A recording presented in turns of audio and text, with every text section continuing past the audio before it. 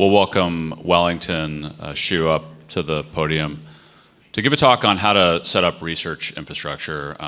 I truly believe what you do in the early days of your practice determines the kind of papers you write 5 and 10 years later. So, love to hear Wellington's perspective on setting that up properly. Thanks so much, Matt. Thanks for having me.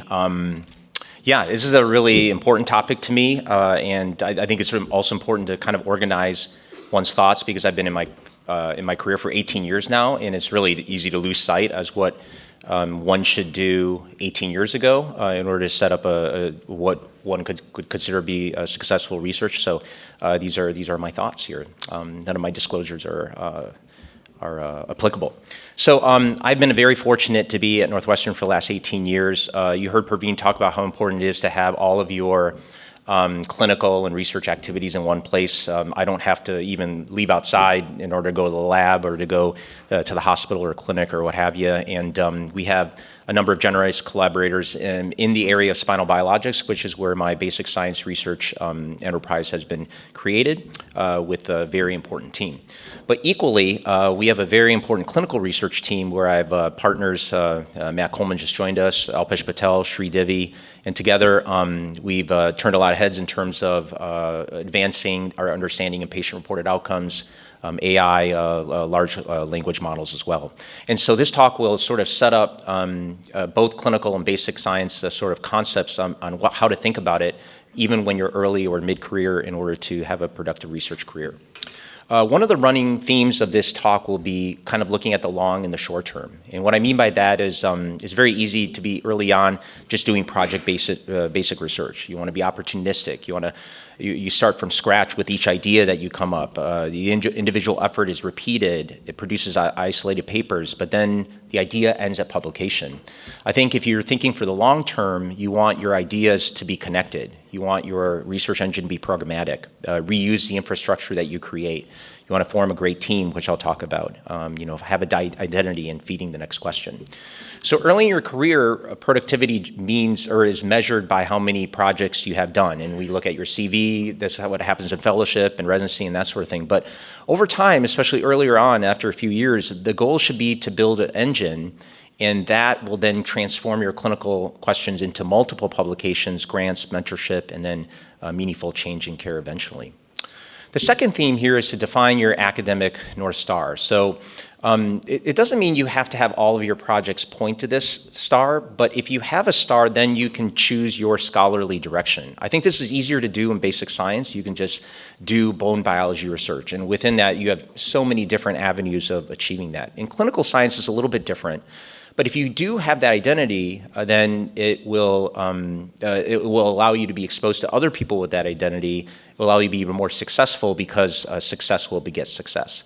And this does not mean being narrow forever, but it means that if you have this center of gravity, then that will pull you towards having more opportunities in the future. These are just some of the examples that we have, and you can see how narrow that they can be. Like even with patient-reported outcomes and outcome measurement, there are only a few things that you can do within it. Deformity, surgical education, decision-making. You can connect a number of these, but make sure you have that North Star in order to sort of make sure that programmatic engine continues. Your career will build faster when your projects are connected, and the goal is to become known for answering a coherent family of questions instead of just one. There's one example in my career I think that makes some sense here. I think 2 years in my career, I had this idea that we should publish the outcomes of how professional athletes did after cervical disc herniations, because not a lot was known about that. That then led to an NFL office position where I got to review a lot of the MRIs of these players, and I realized that the cervical stenosis that a lot of these players had was congenital in nature, and that this congenital issue was more of a shape issue rather than a decrease in the size and pedicle that we see for lumbar spine. This led then to a case study review where we found out that there was a Nigerian population that had a much higher incidence of cervical stenosis than other races, and that led to our most recent publication showing that African Americans and Asian Americans have a much higher incidence of congenital cervical stenosis than Caucasians do. So this is how one idea can be connected. This is not necessarily my academic North Star, but it just begets, or it shows how one idea can beget another, and then can open up these opportunities for other things. We also have to remember, though, that even though the best study that, or the best available evidence that we have are randomized controlled trials, there are only a few things that can be studied with this. Patient-reported outcomes, fusion rates, reoperation rates. When the effect size is different between 10, 20%, then you can do a randomized controlled trial. But there are plenty of other questions that you guys have in the room that cannot be answered through an RCT. If you want to have the effects from, or find out the effects from diabetes, smoking, osteoporosis, you need a registry. And so doing this concomitantly with, as part of your research engine, would be extremely important. And then a lot of folks can poo-poo administrative database studies, and there are certainly limitations with that. But there are only certain questions that can be answered by thousands, tens of thousands of patients, and that's when the effect size is very low, when the incidence of a complication or issue is not very common. Having the best available literature doesn't mean you can't publish the least amount of literature as well. So case control studies, case reports, as long as they point towards your goals, they can be very effective in promoting your career. You want to create a reusable infrastructure. So the infrastructure that we're talking about involves registries, REDCap templates, IRB templates, statistical partnerships, manuscript templates. If you create this, then you don't have to reinvent the wheel each time you have a new idea, new team, and so on and so forth. And this is why it matters. You can improve your data quality, reduce your startup time, you can standardize your writing, you reduce conflict.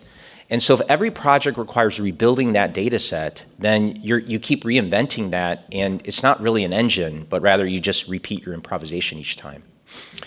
The other thing you want to do is build the team as a pipeline, not a collection of helpers. And so at an academic institution like ours at Northwestern, we have plenty of fellows, residents, medical students, research coordinators, but defining what each person's role is really important to keep that going. We have done a fantastic job doing that because our team grows every year, and having that role set up will just allow for future development. My partner Alpesh Patel is probably one of the best at doing this, but if you install an operating rhythm and accountability with either a monthly research program meeting, biweekly check-in, quarterly review, annual theme review, then you will have progress. And I've seen this through our clinical research efforts, and it's really quite impressive on how things don't get dropped because we meet on a regular basis. You have to remember that an engine can fail very quietly. Projects don't usually die dramatically, they just drift off into the sunset. So if you don't keep accountability for this, then it's easy to lose sight of this. And then finally, feeding the next opportunity. The question after each paper that you write should be, what did this make possible? And not to pat yourself on the back, although that's important for the sort of morale as well. Research productivity leads to an academic career because publications will then lead to invitations, will lead to lead to talks, lead to collaborations, lead to data sets, lead to access. And again, having that identity, having that North Star will certainly allow for that. The surgeon scientist career is very volatile, just like the stock market. And in my opinion, there commonly is going to be very early failures and few successes, whereas later in life, you'll have few failures and many successes. And usually this comes down to a sentinel event. So for anyone in the room, I would say that just wait for this sentinel event, because once it happens, then things become a lot easier. For me, it was getting the OREF Career Development Award. It was a 3-year award. It was put me on the map with other bone biologists. It put me in the conversation with legitimate research enterprises. Then after that, things became much easier. Now, the successes really are built upon your team. We talked about your hypothesis, anticipation, and then knowing your limitations. But it's also important to know that failure usually comes from being too ambitious, selling yourself short, not being prepared, and then being stubborn. So if you can avoid these 4 things, I think you'll limit your failures early on and then lead to early successes. So to conclude, you want to build for the future. Each paper that you write, think about the templates, think about how you can automate this, moving forward. You want to herd your cats. So the people that are part of your team, make sure each of the roles are defined and how to move forward. You install your proper operating system so that each person in the room on your team can follow that. And then I'll leave you with this. You want to be able to sell what you're saying. If you're very good, even if you're not very good at presenting what you think is important to you, you want to become good at it. Because once you are, then that makes it just so much easier for you to spread the word and make sure your career goes in the right path. Thank you.